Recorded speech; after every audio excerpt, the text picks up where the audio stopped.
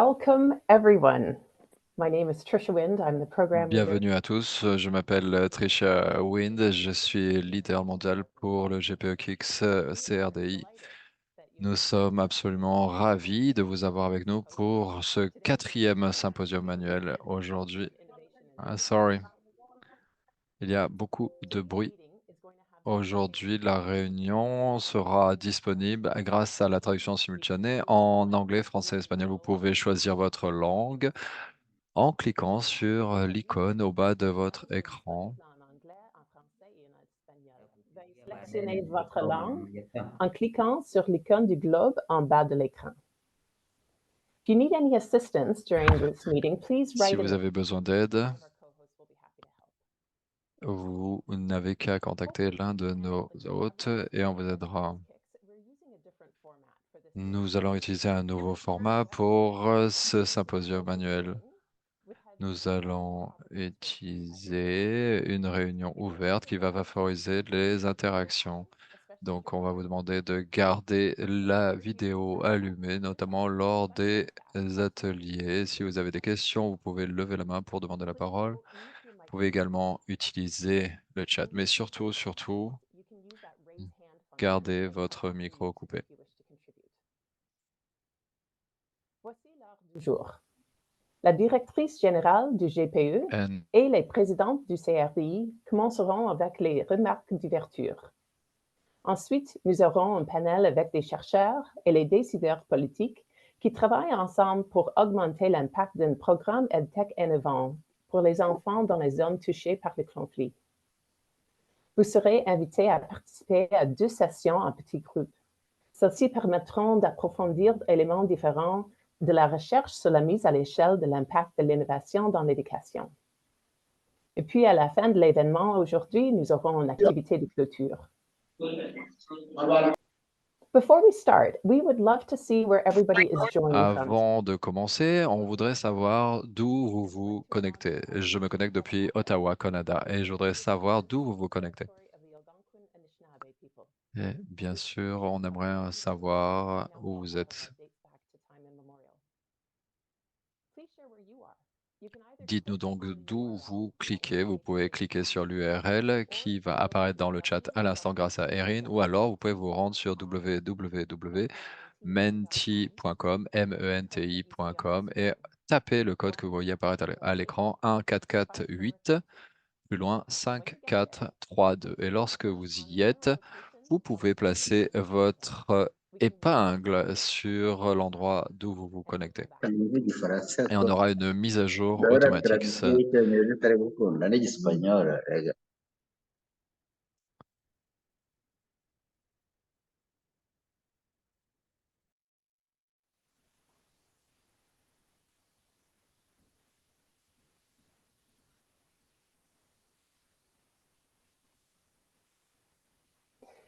All right.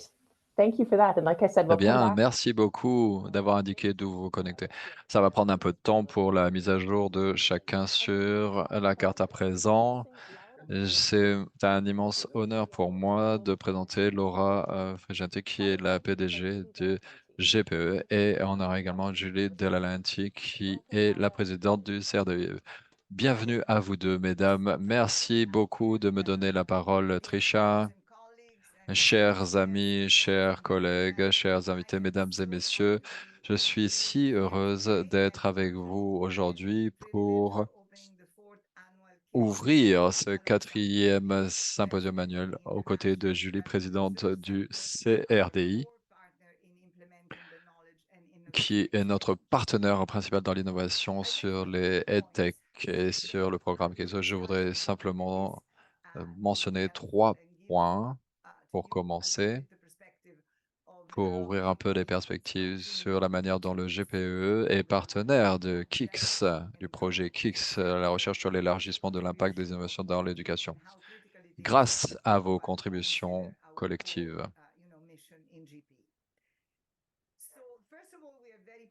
Tout d'abord, nous sommes très heureux, au bout de 4 ans d'implication de KICS auprès des décideurs. Nous voyons un progrès, bien sûr. Nous avons plus d'engagement, plus de réactions. Nous sommes également ravi de noter que Kix renforce ses partenariats auprès des gouvernements, de la société civile et des chercheurs dans les pays concernés et entre les pays concernés pour engager la transformation des systèmes éducatifs.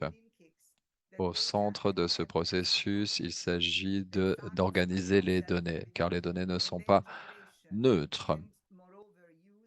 Et par conséquent, nous utilisons bien sûr certaines dynamiques dont nous avons la possibilité d'insister sur la production et l'utilisation des preuves de recherche et en impliquant les contributeurs grâce à l'aide des organisations qui sont dans le Sud global et grâce à leur gouvernement, en travaillant en étroite collaboration pour peser sur les futures politiques éducatives.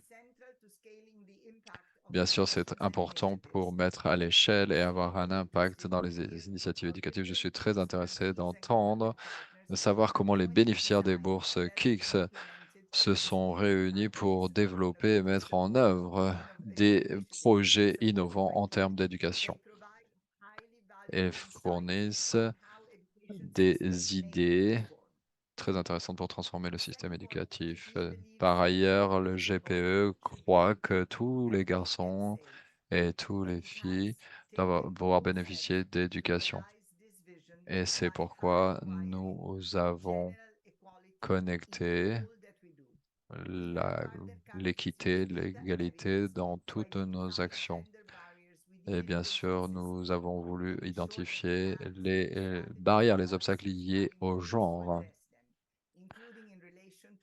Et bien sûr, nous allons aller au-delà de toutes ces barrières traditionnelles. En général, nous voyons qu'il faut dépasser les obstacles pour les enfants et en particulier les jeunes filles pour aller au-delà des barrières entre les sexes. On a également beaucoup de projets éducatifs pour une ou plusieurs activités. Le Hub Kicks en Amérique latine a joué un rôle prépondérant dans le développement du partenariat compact, y compris le focus sur l'accélérateur de l'inclusion des jeunes filles au Salvador. Par conséquent, nous sommes ravis de la priorité qui a été donnée pour l'inclusion, notamment sur l'égalité des genres. Et nous travaillons en étroite collaboration avec le CRDI et les KICS. Ce sont des organisations profondément féministes qui promeuvent l'égalité des sexes, ce qui de recherche pour le développement international. Depuis le début de notre collaboration en 2018, nous avons apprécié la franchise, la sincérité et la réactivité pour réfléchir ensemble à la meilleure façon de mettre en œuvre et affiner KICS au bénéfice du pays. Nous avons également apprécié la rigueur technique du centre dans la conception et la mise en œuvre de projets de recherche appliqués soutenus pour KICS, en particulier la prévoyance de positionner la recherche pour une utilisation avant le début de la mise en œuvre. Et nous avons bien sûr apprécié le cofinancement de 12 millions de dollars pour KICS, à la fois dans la première phase et dans l'extension chiffrée jusqu'à 2027 que le Conseil du GPE a approuvé en décembre dernier. Avec 165 millions de dollars à notre connaissance, KICS est la plus grande initiative dans le domaine de l'éducation mondiale, soutenant des partenariats pour l'éducation et l'utilisation de preuves et la mise à l'échelle d'innovations éprouvées. Et c'est en grande partie grâce à notre partenariat, Julie. Nous vous remercions donc, ainsi que les conseils du centre et vos collègues qui travaillent sur les KICS. C'est un plaisir. In conclusion, the increasing use of KICS by partner à countries. conclusion, nous nous concentrons sur des priorités partagées et bien sûr, nous sommes au sein d'un mouvement qui prend de l'ampleur sur la mise à l'échelle de l'innovation dans l'éducation. En transformant le système éducatif de l'intérieur, on se concentre sur ce qui compte au sein des différents pays et aux différentes communautés éducatives au niveau des donateurs de société civile et des organisations internationales pour poursuivre l'efficacité des transformations dans le système éducatif. C'est également une bascule essentielle qui va aller au-delà du système éducatif pour travailler entre différents secteurs pour traiter différents défis qui sont confrontés à la société civile aujourd'hui. Nous sommes extrêmement reconnaissants aux individus qui utilisent Kix pour alimenter le dialogue social et au profit des enfants et des communautés éducatives. Nous souhaitons en inclure de plus en plus. Ce sera un mouvement qui on dira encore grâce à vos contributions à tous. Je vous souhaite à tous un excellent symposium. Merci pour votre attention.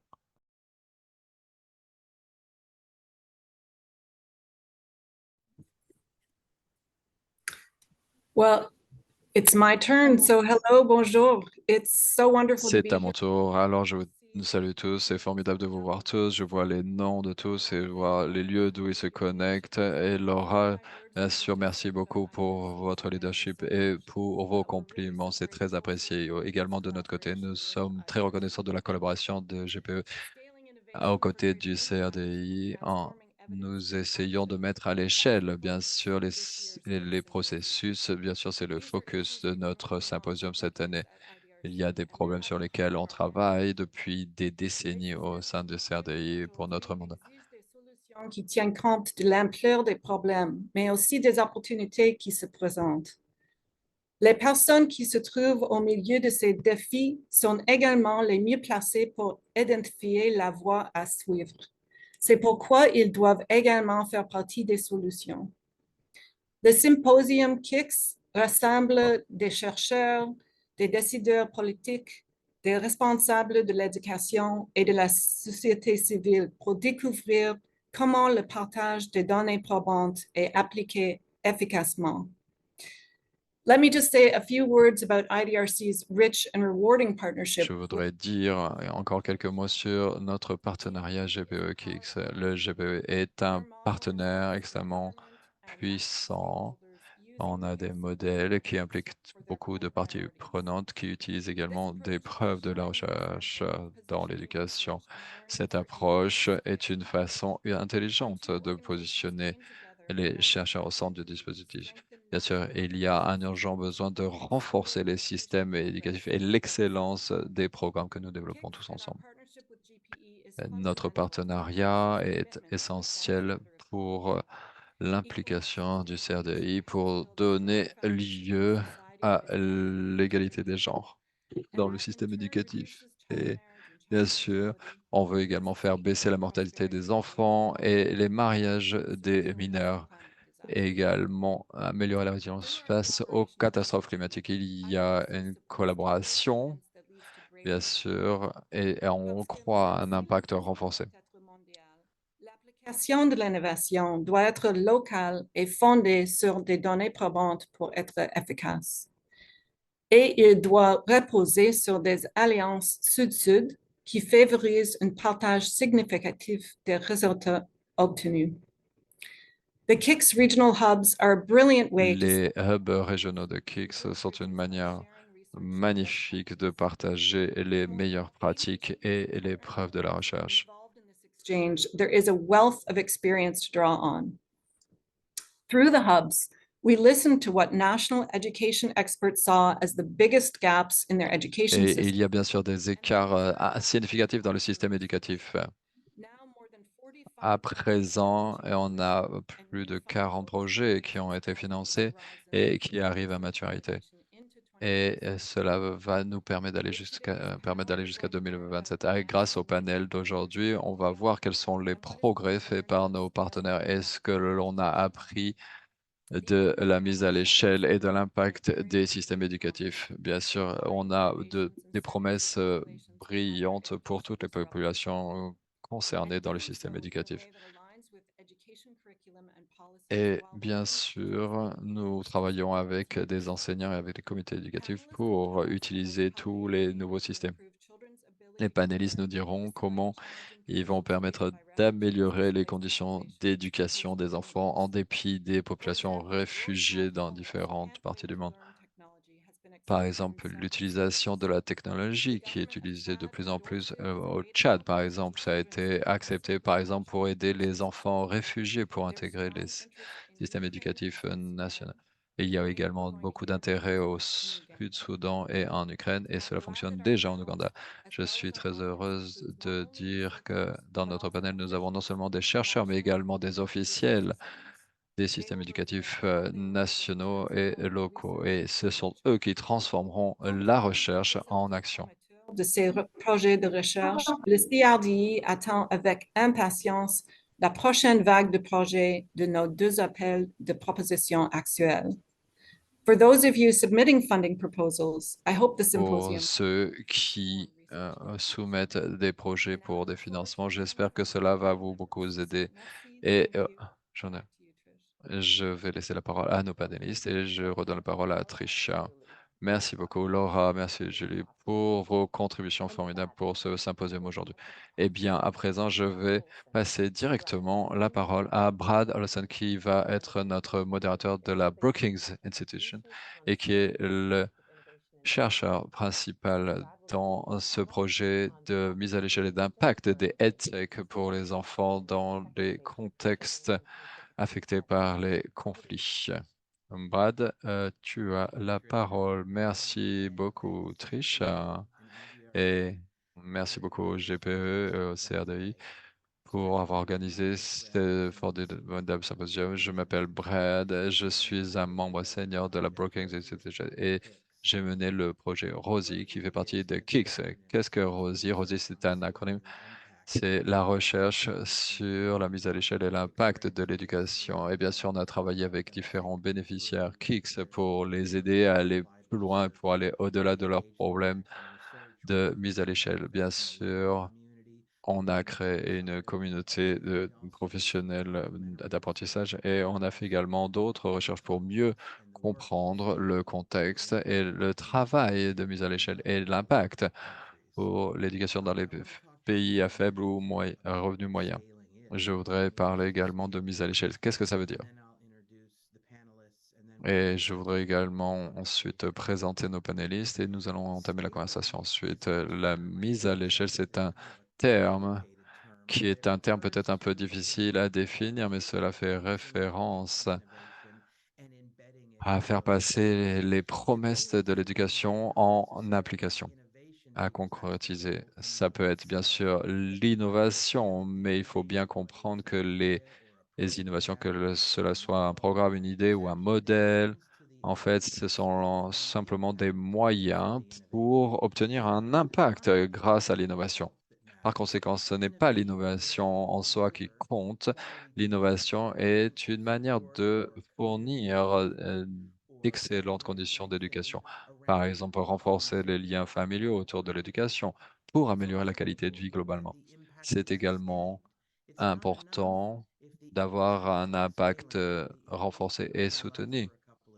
Il faut que ça dure au-delà de quelques années. Une fois que les financements sont taris, une fois que les organisations passent à un autre projet, il faut que l'on puisse continuer.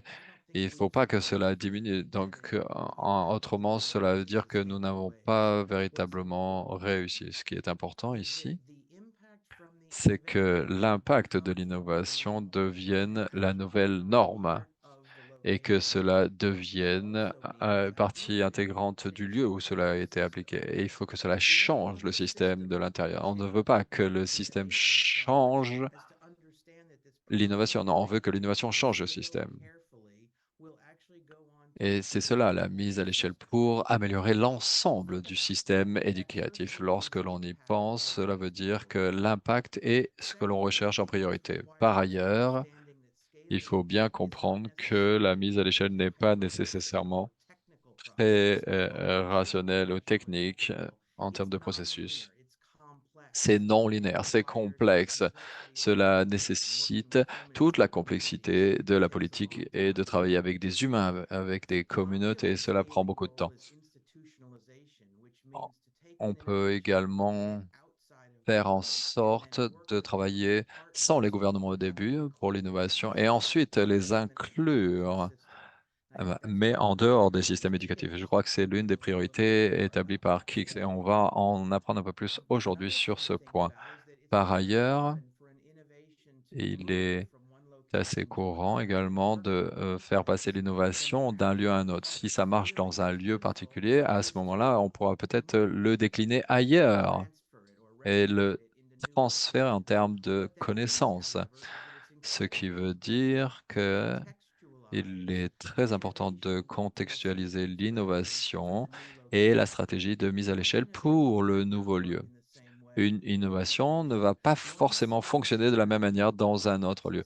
Et une stratégie de mise à l'échelle pourrait être revue pour être efficace. Donc, qu'est-ce que cela veut dire d'adapter l'innovation et la stratégie de mise à l'échelle? Il faut pouvoir l'adapter, il faut contextualiser. Et c'est essentiel. Par ailleurs, je voudrais dire aussi que il est très important également de ne pas marginaliser l'équité. Au contraire, l'une des choses que nous avons apprises avec Rosie, c'est que l'équité est c'est transversal. Le choix d'une stratégie de mise à l'échelle, d'une innovation et comment cette stratégie va être adaptée et adaptée au fil du temps. Il faut que ce soit accessible pour des personnes en particulier de manière particulière. Et surtout, quelles sont les données qui sont recueillies et comment la recherche est déployée afin de comprendre comment l'équité est prise en compte et comment on peut développer cette équité, cette égalité. Et donc, avec ces premières remarques sur la mise à l'échelle, je crois que c'était très intéressant de parler de tout ça. Je vais à présent présenter les pénalistes et je vais leur demander de parler un peu de leur propre processus de mise à l'échelle. Et ensuite, on va avoir une conversation collective. Je voudrais vous présenter tout d'abord Jasmine Turner, qui est une chercheure pour Wild Child Holland. Et donc, elle est basée en Ouganda. On a également présenté Jamal Anan, qui fait de la recherche appliquée en R&D chez Wild Child Holland, est également basé en Ouganda. Également, Monsieur Leonard Ahimbi Simwe, qui est le directeur administratif pour le district Isingiro en Ouganda. Et il va nous parler notamment de l'innovation dans les districts de différents districts scolaires. À présent, je vais passer la parole à Jasmine pour se présenter. Merci beaucoup. Hi, Brad. Hi, everybody. Thanks a lot for the invitation, for the introductions. Merci beaucoup pour l'invitation et la présentation. Notre projet KICS a été réalisé en Ouganda, au Tchad, ainsi qu'au Soudan.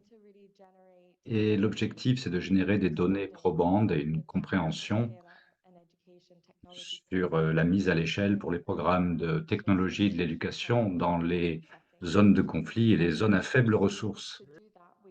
Donc, pour y parvenir, nous avons posé 5 questions principales. La première, c'était concernait notre programme. Est-ce qu'il est efficace? Une autre question était comment pouvez-vous contrôler la qualité de la mise en œuvre lorsqu'on met la mise en œuvre à l'échelle? La troisième question concernait les coûts. Quels sont les investissements nécessaires pour le programme? Qu'est-ce qui fait grimper les prix et comment peut-on améliorer la rentabilité de ce programme, en tout cas les économies? Autre question, c'était sur le paysage politique des pays, les différents acteurs impliqués, les relations entre eux, quelles sont les priorités nationales et comment on pouvait leur venir en aide. Et ensuite, en dernier lieu, on a cherché à augmenter la participation parce qu'on s'est beaucoup plus concentré sur les résultats d'apprentissage. On sait que c'est un problème, une question fondamentale qui est toujours présente et génératrice d'inégalités. Donc, pour résumer, je vais essayer d'être brève, hein, ça fait 3 ans et demi de recherche en 1 minute ou 2 à résumer, mais on a un programme efficace. On a fait la preuve de cette efficacité. On a également remarqué des différences entre les sexes. Par exemple, au Tchad, on a vu que les filles commençaient à un niveau plus bas que les garçons et pouvaient les rattraper en simplement 4 mois et demi. On a développé des outils pour accompagner les processus, pour vraiment aider à mettre en œuvre la qualité, supporter les enseignants et intégrer les technologies dans leur salle de classe. On a un outil de modélisation des coûts. On peut examiner différents scénarios de coûts pour différents types de mise à l'échelle, pour différents types de populations. On a examiné les priorités interpays et voir comment notre programme pouvait les soutenir avec des ressources. Et nous avons également un programme, un module supplémentaire qu'on a développé et qui essaye de soutenir l'équité de l'accès. Voilà, ça c'est un petit peu le contexte de notre projet KICS. Merci de m'avoir écouté. Jamal, est-ce que vous souhaitez ajouter quelque chose? Oui, merci beaucoup, Brad, pour la présentation. Et merci au KICS pour l'invitation. Ce que je souhaite ajouter à ce que Jasmine vient de dire, c'est je voudrais décrire certains des éléments clés de notre parcours de mise à l'échelle. Et la première chose, et la deuxième, c'est la collaboration. Pour ce qui est de l'apprentissage interpays, j'ai eu la chance de diriger l'une des études effectuées dans 3 pays différents. Et dans ce cadre, on s'est rendu compte qu'on a pu identifier les éléments clés pour la mise à l'échelle et également de comprendre quels éléments sont spécifiques à des pays spécifiques et lesquels sont plus généraux.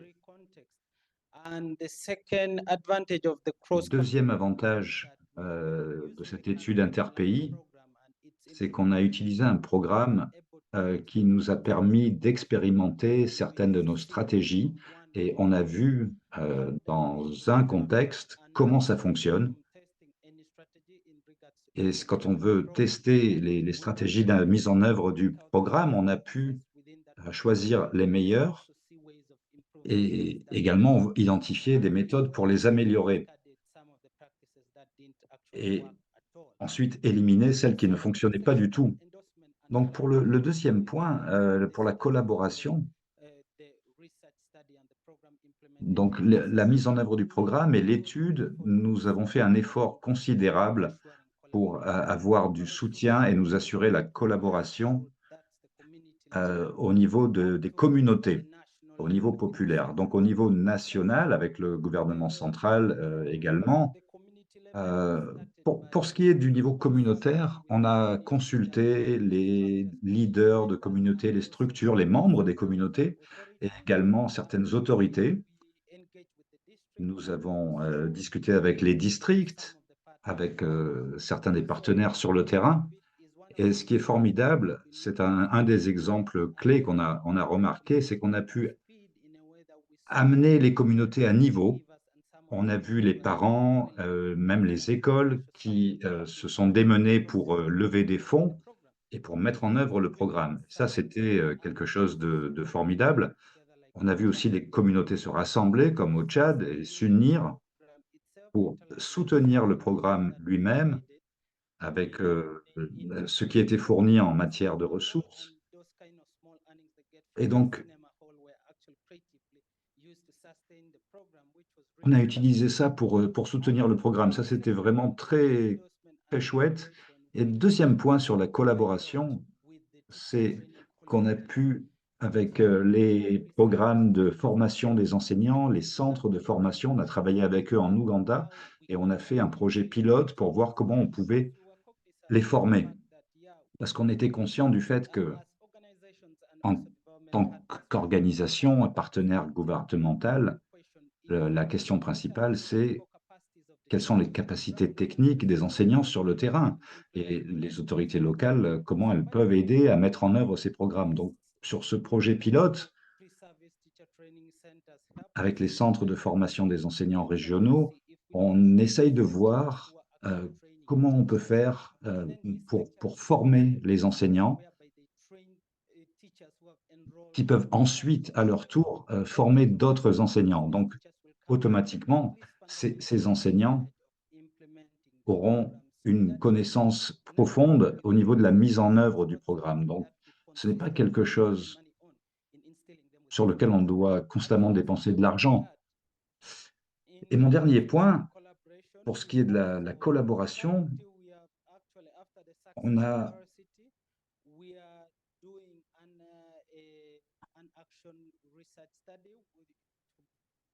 on réalise une étude et le son n'est pas assez bon pour l'interprétation. On examine la façon dont on pourrait faire la transition de ce programme et l'intégrer au système éducatif gouvernemental. Donc, on travaille main dans la main avec les districts et j'espère que l'année prochaine, on pourra vraiment passer à la mise en œuvre et avoir cette discussion avec le district qui vraiment met en œuvre le programme. Donc, on va avoir des réunions et le son se dégrade. L'interprète est désolé, mais il ne peut pas assurer la traduction. Donc ça nous donnera un plan qu'on va utiliser ensuite pour mettre en œuvre le programme au niveau des systèmes éducatifs locaux sur de nombreux districts en Ouganda et même au-delà. Donc merci beaucoup, Brad, et je vous repasse la parole. Merci beaucoup, vous nous avez partagé des choses très intéressantes. J'ai l'impression qu'il y a énormément de questions et je vais me limiter à 2 questions, une chacun. Je voudrais aussi suggérer à tous les participants qui voudraient poser une question de le faire dans le chat. Je ne vous promets pas qu'on utilisera toutes les questions, mais je sais que ce que Jamal et Jasmine ont dit, ça vous intéresse forcément. Donc, une question pour Jasmine. Vous avez décrit quelque chose, on dirait que ça fonctionne très très bien, tout était prévisible, tout s'est passé comme prévu, mais j'ai l'impression que ce n'est pas si simple. Vous êtes à l'extrémité du projet et vous regardez en arrière, donc maintenant tout vous paraît clair et cohérent, alors qu'en pratique, c'était probablement un peu plus difficile. Donc, qu'est-ce qui vous a surpris au long du parcours? Quelles sont les choses que vous n'aviez pas prévues, qui se sont passées? Et est-ce que vous pouvez nous décrire la façon dont vous avez dû vous adapter à ces événements imprévus, ces changements imprévus? Oui, bien sûr. Merci, Brad. Oui, c'est vrai que ça paraît clair comme ça, mais c'était pas si facile. Les participants du KICS peuvent en témoigner. Donc, depuis mars 2020, quand le monde a commandé à changer, on a eu le Covid. À Uganda, il y a eu un confinement très très long, presque 2 ans.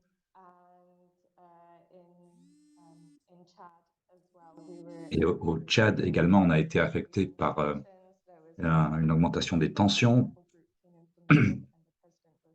avec un groupe rebelle qui a semé le trouble. Et au Soudan, il y avait également beaucoup de perturbations. Je voudrais vous dire que, en tant qu'organisation, on se spécialise dans le travail avec les zones de conflit, les zones où l'urgence règne. Donc, on s'attend à l'inattendu. Et l'adaptation, je dirais que il faut rester en contact et se tenir au courant de la façon dont les choses évoluent.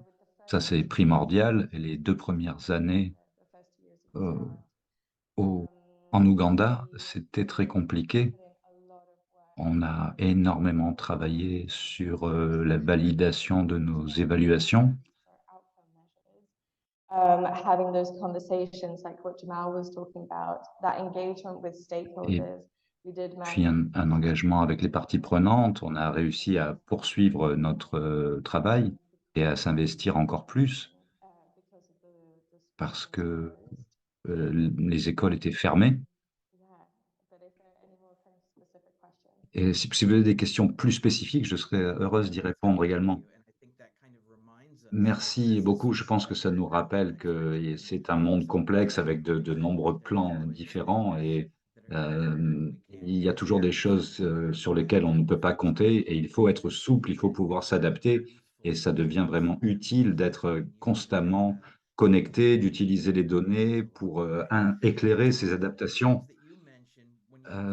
Jamal, quand vous avez parlé de collaboration, vous avez parlé du besoin de travailler avec les enseignants et d'augmenter leurs capacités, particulièrement en ce qui concerne l'utilisation des technologies, mais même généralement en termes de pédagogie.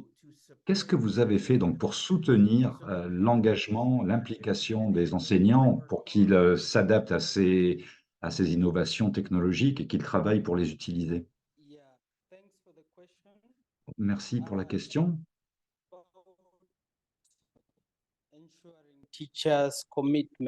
Donc, pour s'assurer de l'implication des enseignants, comme je l'ai dit plus tôt,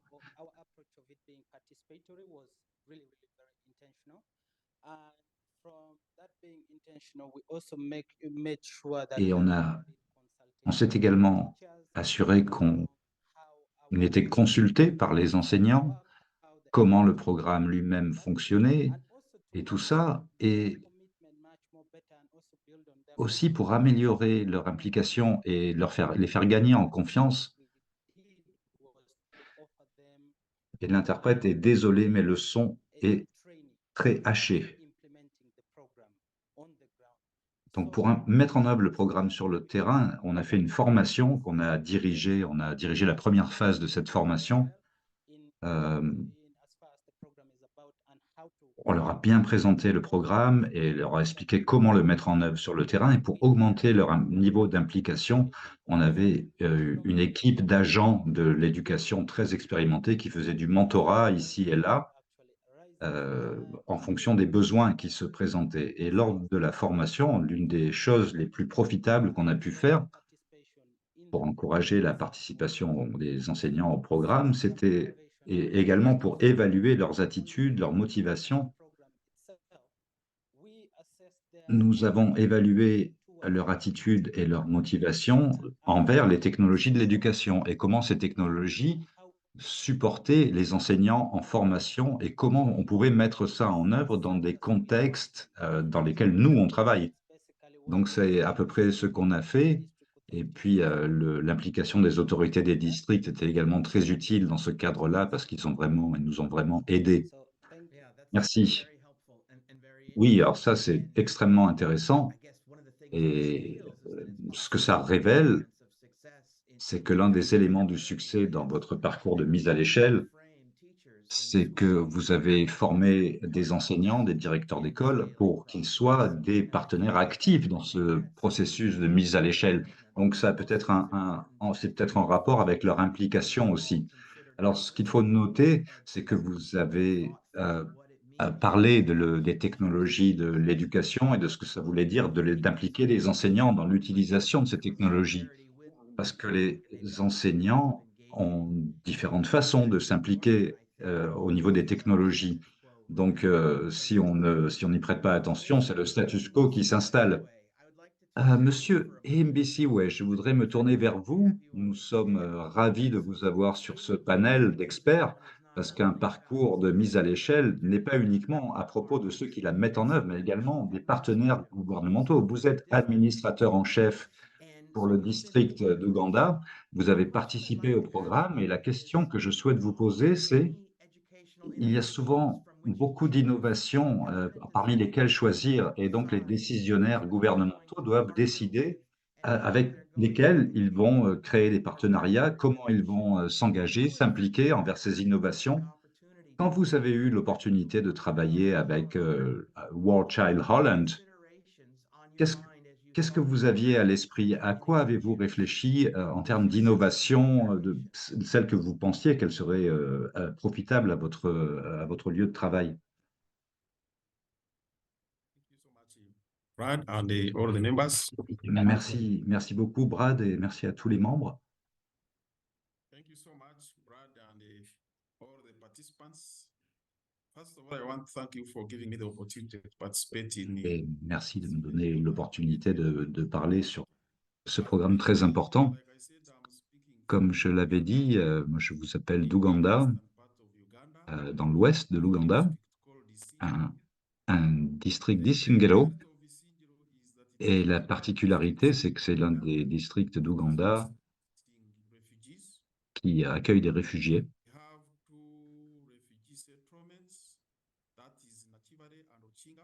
À Ochibare et Otsinga, avec près de 17 000 réfugiés dans 2 camps différents. Ils viennent de 6 pays différents, plus de 6 pays.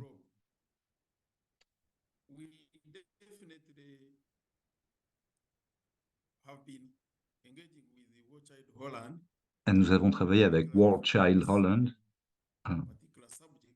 sur des sujets particuliers. Et travailler avec ce groupe, avec qui nous avons un partenariat de longue durée, particulièrement en ce qui concerne l'implication des communautés et des réfugiés. D'abord,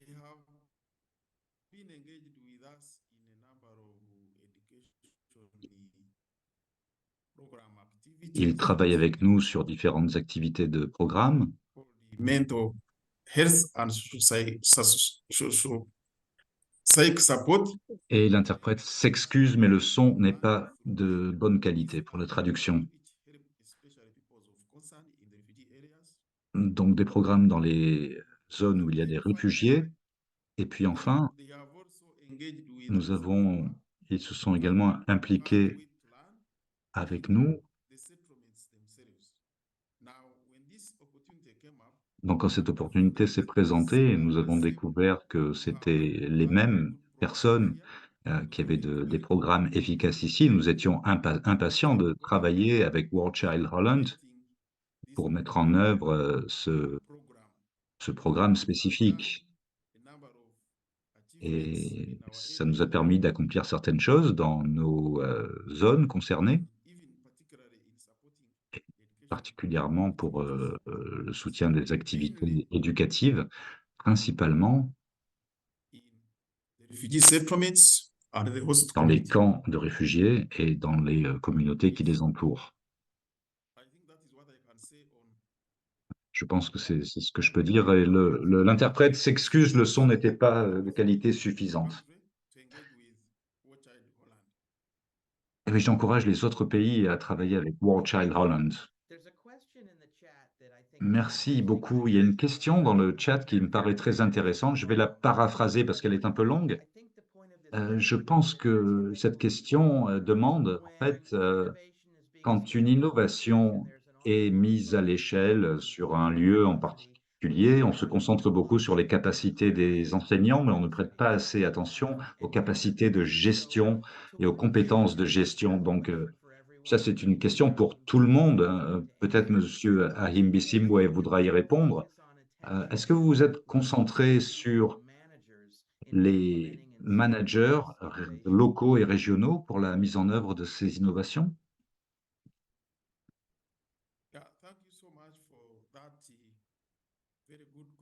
Merci pour cette très bonne question. Et oui, dans le programme,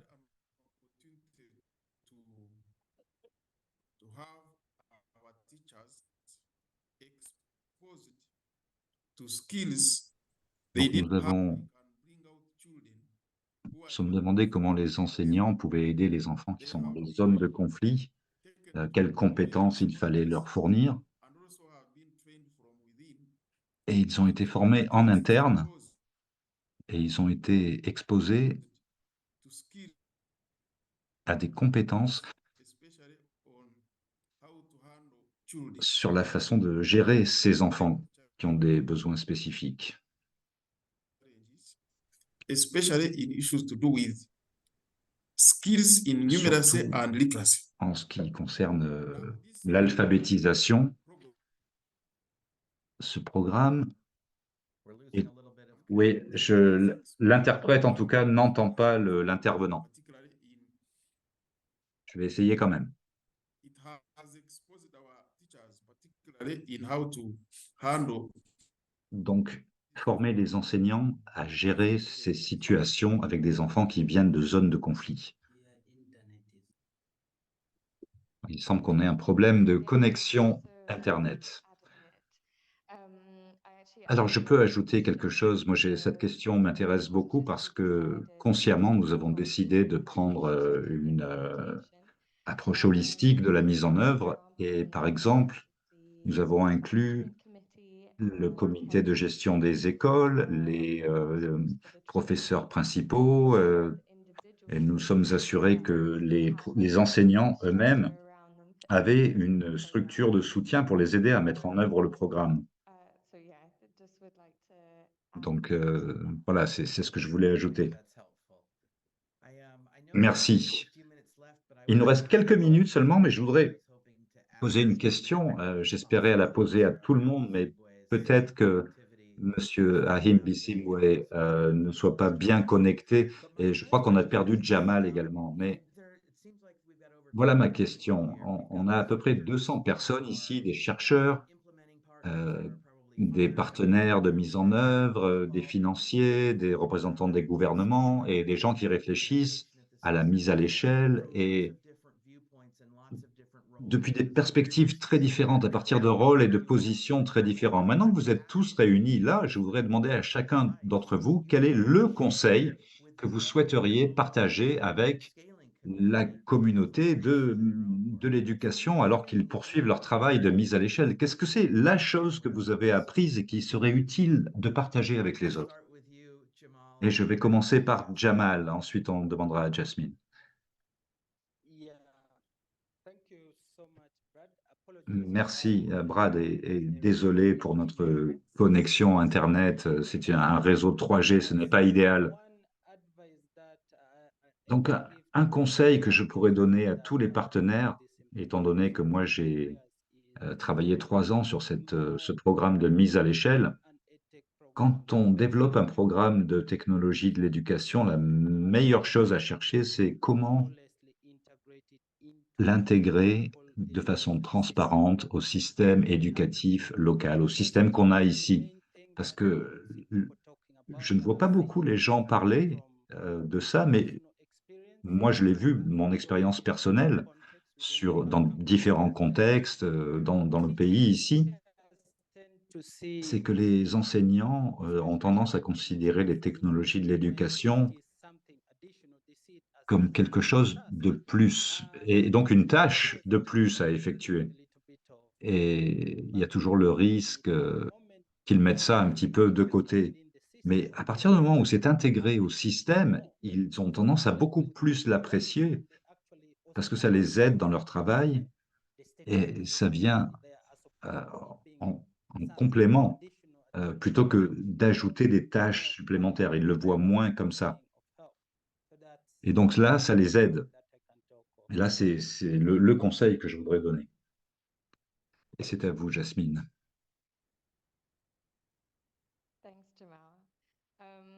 Merci, Jamal.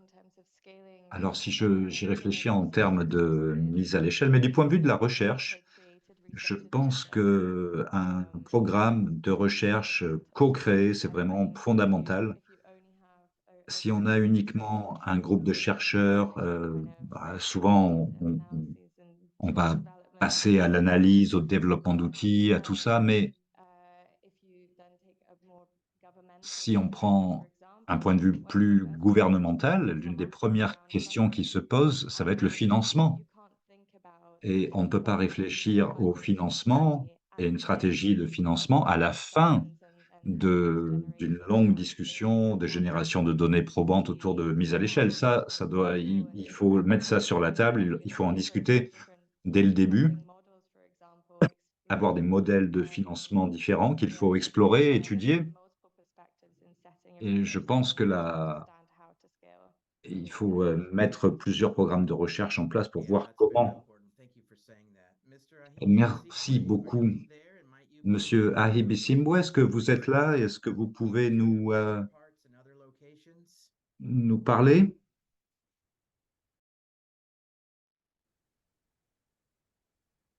I fear we may have lost him. Je crains que nous ne l'ayons véritablement perdu. Bon, alors nous sommes toujours dans les temps. Merci beaucoup pour vos contributions. Je sais que c'est difficile d'aller plus loin car notre temps est limité, Mais cela dit, je pense que nous avons l'essentiel de vos stratégies de mise à l'échelle. Merci beaucoup pour votre participation.